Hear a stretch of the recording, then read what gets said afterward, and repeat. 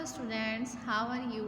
I hope all are you fine. I am your teacher Miss Bushra and today we start our physics lecture with chapter number 3 numericals.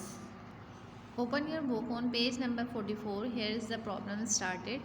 Our first problem is 3.1 which is find the time taken by sunlight to reach the ground if the distance between the sun and the earth is 1.5 10 की power 8 kilometer. Velocity of light is 310 power 8 meter per second. क्या कह रहे हैं? Find the time taken, time बताएं by sunlight का to reach the ground, ज़मीन पे पहुंचने के लिए. If the distance between the sun and the earth, जब फासला ज़मीन और सूरज के दरमियान कितना है 1.5 10 की पावर 8 किलोमीटर. और वेलोसिटी ऑफ लाइट, रोशनी की वेलोसिटी कितनी है 3 × 10 की पावर 8 मीटर पर सेकेंड. आइए हम अब इसको सॉल्व करते हैं. सबसे पहले हम इसका डेटा बनाएंगे. हमें डिस्टेंस गिवन है 1.5 × 10 पावर 8 किलोमीटर. हम किलोमीटर को सबसे पहले हमने कन्वर्ट किया मीटर में. मैंने आपको पहले भी बताया किलोमीटर को मीटर में कन्वर्ट करने के लिए हम इसे 1000 से मल्टीप्लाई कराते हैं. आप 10 की पावर 3 या 1000 दोनों में से कुछ भी लिख सकते हैं. 1.5 × 10 की power 8 × 1000 metre.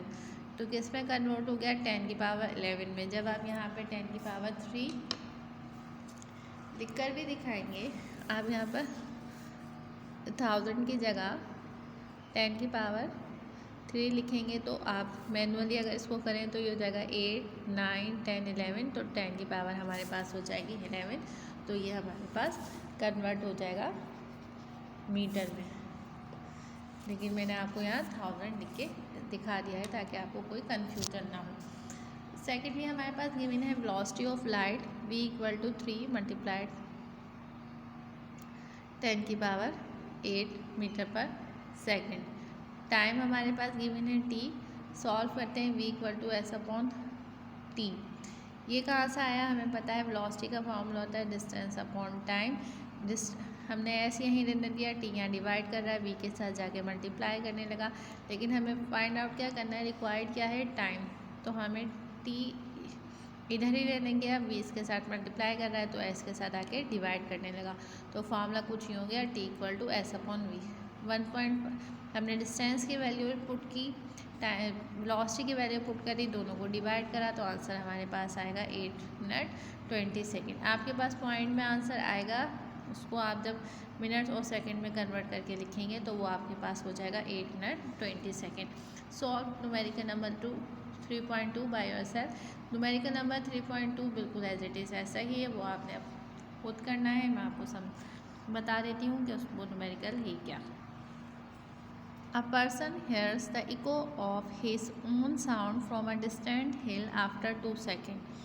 How far away is the person from the hill if the speed of sound is 330 metre per second.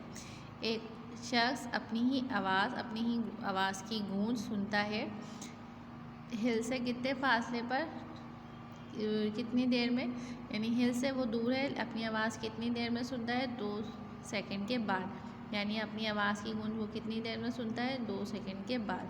How far away is the person from the hill. Person hill से कितना दूर है, यानी आदमी वो शख्स पहाड़ी से कितना दूर है.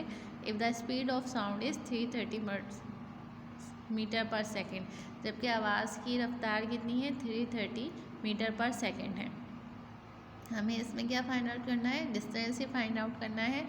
टाइम हमें 2 सेकेंड गिवन है, जबकि स्पीड ऑफ साउंड कितनी गिवन है 330 मीटर पर सेकेंड. ये आपने खुद करना है. अब आ जाइए न्यूमेरिकल नंबर 3 पर. A car moving with a velocity of 36 kilometre per hour is brought to rest in 5 seconds. Calculate its deceleration. Deceleration मैंने आपको क्लास में बताया था कि नेगेटिव एक्सेलरेशन हमारे पास क्या कहलाती है, डेसलेरेशन कहलाती है. Now we solve this numerical. Numerical number 3.2 is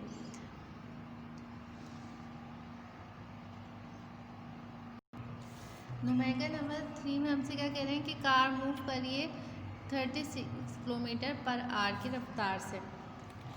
तो हमने 36 किलोमीटर को हमें किस में चेंज करना है, मीटर्स में, और आर को हमने किस में चेंज करना है, सेकंड्स में। यूनिट हम चेंज करेंगे। यूनिट चेंज करने के लिए अभी मैंने आपको प्रीवियस न्यूमेरिकल में बताया, किलोमीटर को चेंज करने के लिए हमें 1000 या 10 की पावर 3 से मल्टीप्लाई करना पड़ता है, जबकि आर को कन्वर्ट करने के लिए एक आर में 60 मिनट्स होते हैं और कितने सेकंड होते हैं, 60 सेकंड्स होते हैं। तो 60 मल्टीप्लाई बाय 60 लिख लीजिए आप, या 3600 लिख लीजिए।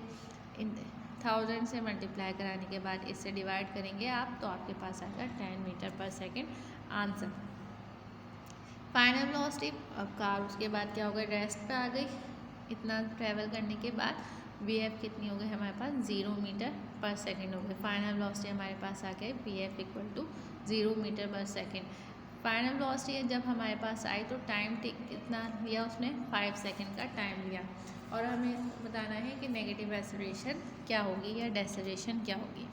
आपको मैंने फर्स्ट इक्वेशन ऑफ मोशन पढ़ाई थी, जिस जो थी हमारे पास V F equal to V I plus A T. First equation of motion हमारे पास क्या थी, V F equal to V I plus A T.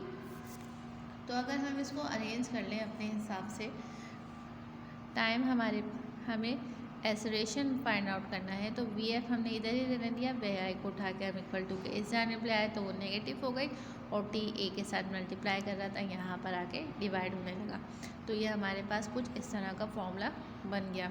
हमने वैल्यूज पुट की, acceleration equal to final velocity minus initial velocity divided by time. जब हमने इसको solve करा तो हमारे पास आ गया -2 metre per second square. Because it is negative so we will call it deceleration. Solve numerical number 3.4 by yourself. numerical number 3.4 as it is है, आपने वो खुद से कॉपी सॉल्व करना है अपनी कॉपीज़ के अंदर। ये तमाम काम जो आप इस वीडियो में देख रहे हैं ये आपने अपनी कॉपीज़ के अंदर कर लेना है। फिज़िक्स का काम फिज़िक्स की कॉपी में और मैथ का काम मैथ की कॉपी में। Hopefully all are you understand my today lecture. I will continue my lecture in my another video. Till then, Allah Hafiz.